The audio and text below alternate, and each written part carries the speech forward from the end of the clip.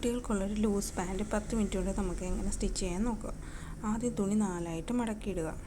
മടക്കിയിടുന്ന വശം നമ്മുടെ സൈഡിലേക്കാണോ നോക്കുക. അതിനുശേഷം ലെങ്ത് അടയാളപ്പെടുത്തുക. ലെങ്ത് എത്ര വേണമെന്ന് നോക്കുക. അതിൽ +2 ഇഞ്ച് അടയാളപ്പെടുത്തുക. മടക്ക് പോർഷൻ നമ്മുടെ സൈഡിലേക്ക് വരണം. 4ആയിട്ട് മടക്കുന്ന 4 സൈഡും മടങ്ങിയ വശം നമ്മുടെ സൈഡിലേക്ക് തന്നെ വരണം. അത് എപ്പോഴും കറക്റ്റായിട്ട് നിങ്ങൾ ചെക്ക് ചെയ്തോണം, അല്ലെങ്കിൽ പാൻറ്റ് ഓപ്പൺ ആയിട്ടായിരിക്കും കട്ടിങ് വരുന്നത്. ഇനി നമുക്ക് വേസ്റ്റ് റൗണ്ട് അടയാളപ്പെടുത്താം. വേസ്റ്റ് റൗണ്ട് അടയാളപ്പെടുത്താൻ വേണ്ടി നമ്മളുടെ കുട്ടിയുടെ വേസ്റ്റ് റൗണ്ട് /4 +3 ഇഞ്ച്. അത് വലിയവരുടെ ആണെങ്കിലും ചെറിയവരുടെ ആണെങ്കിലും അങ്ങനെ തന്നെയാണ്. നമ്മളുടെ ഇപ്പോൾ മാർക്ക് ചെയ്തപ്പോൾ 26 ആണ് കിട്ടിയത്. 26 /4 +3 ഇഞ്ച്. അപ്പോൾ ഒരു 9.5 ഇഞ്ചാണ് വന്നേക്കുന്നത്. ഞാനതൊരു 10 ഇഞ്ചാക്കി കണക്കാക്കി മാർക്ക് ചെയ്തിട്ടുണ്ട്. ഇനി നമുക്ക് ക്രോച്ച് ലെങ്ത് അടയാളപ്പെടുത്തണം. ക്രോച്ച് ലെങ്ത് എന്ന് പറയുന്നത് ഒരു 9.5 ഇഞ്ചൊക്കെ മതിയാവും. കുട്ടികളുടെ ആയതുകൊണ്ട് ഒരു 9.5 ഇഞ്ചൊക്കെ ക്രോച്ച് ലെങ്ത് മതിയാവും. അതായത് ക്രോച്ച് വിഡ്ത്ത് അടയാളപ്പെടുത്താൻ ക്രോച്ചിന് വരച്ച ലെങ്തിൽ നിന്ന് 2.5 ഇഞ്ച് നീക്കി വരയ്ക്കുക. എന്നിട്ട് അത് ജോയിൻ ചെയ്യുക. അതിനുശേഷം നമുക്ക് ക്രോച്ച് അടയാളപ്പെടുത്തുന്നതിന് വേണ്ടി എത്രയാണോ ക്രോച്ച് ലെങ്ത് എടുത്തത് അതിന് ഇത് ടേപ്പ് വെച്ചിട്ട് തന്നെ നമ്മൾ 2ആയിട്ട് മടക്കി അതിന് സെൻറ്റർ ഭാഗം കണ്ടുപിടിക്കുക. എന്നിട്ട് മറ്റേ കർവിങ് സ്കെയിൽ വെച്ചിട്ട് ആ ക്രോച്ച് ഫില്ല് ചെയ്ത് കൊടുക്കുക. അല്ലാന്നുണ്ടെങ്കിൽ നമ്മൾ കൈ വെച്ച് വരച്ചാലും ഒരുപാട് അങ്ങ് ഷേപ്പ് ആക്കുകയൊന്നും വേണ്ട, ചെറിയ രീതിയിലുള്ള ഷേപ്പ് മതി. അതിനുശേഷം നമുക്ക് താഴത്തെ ആംഗിൾ വിഡ്ത്ത് അടയാളപ്പെടുത്തുക. ആംഗിൾ വിഡ്ത്ത് എന്ന് പറയുന്നത് ഞാൻ അടയാളപ്പെടുത്തിയിട്ട് 12 ഇഞ്ചാണ്. അതിന് മുമ്പ് തുണി ലെവൽ ചെയ്യണമെന്നുണ്ടെങ്കിൽ ലെവൽ ചെയ്യുക. അതിനുശേഷം മാർക്ക് ചെയ്യുക.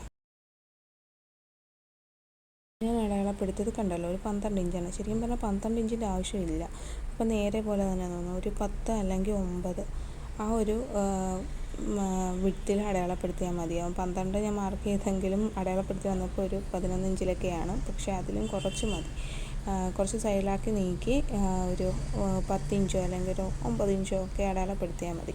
ഞാൻ പിന്നെ സ്റ്റിച്ച് ചെയ്തപ്പോൾ അത് അഡ്ജസ്റ്റ് ചെയ്ത് കുറച്ചുകൂടി കുറച്ച് ലൂസാണെന്ന് തോന്നിയപ്പോൾ കുറച്ച് അഡ്ജസ്റ്റ് ചെയ്ത് സ്റ്റിച്ച് ചെയ്തിട്ടുണ്ടായിരുന്നു.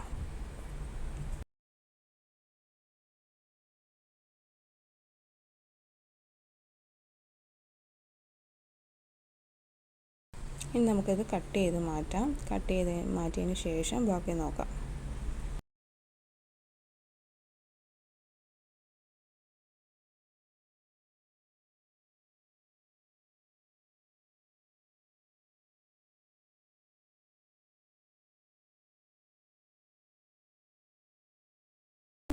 കട്ടിങ് ഫിനിഷ് ആയിട്ടുണ്ട്. ബാൻഡിന് നമ്മളൊരു 5 ഇഞ്ച് എടുത്തിട്ട് മാർക്ക് ചെയ്യുക. സെയിം വിഡ്ത്ത് തന്നെ. അത് പാൻറ്റിനെടുത്ത് അതേ വിഡ്ത്ത് തന്നെ. ഇത് പിന്നെ 2 വശം മടക്കി അടിക്കാനായിട്ട് ഒരു 1/2 ഇഞ്ചോ 1 ഇഞ്ചോ നിങ്ങൾ മടക്കി അടിക്കുന്ന വെച്ചാൽ തുടക്കക്കാരൊക്കെ ആണെങ്കിൽ നിങ്ങൾക്ക് എത്രയാണോ മടക്കാൻ വേണ്ടുന്ന ഒരു കാൽക്കുലേഷൻ ഉണ്ടാവുമല്ലോ, അതിനനുസരിച്ച് ഒരു 1/2 ഇഞ്ചോ 2 ഇഞ്ചോ 1 ഇഞ്ചോ ഒക്കെ ആയിട്ട് കൂട്ടിയെടുക്കുക. എന്നിട്ടത് നമ്മൾ പാൻറ്റിൻ്റെ പീസിൽ വെച്ച് അളവ് നോക്കുമ്പോൾ മനസ്സിലാവും. അതിന് ശേഷം അത് ജോയിൻ ചെയ്തെടുത്താൽ മതിയാവും. അത്രയേ ഉള്ളൂ പാൻറ്റിൻ്റെ കട്ടിങ്.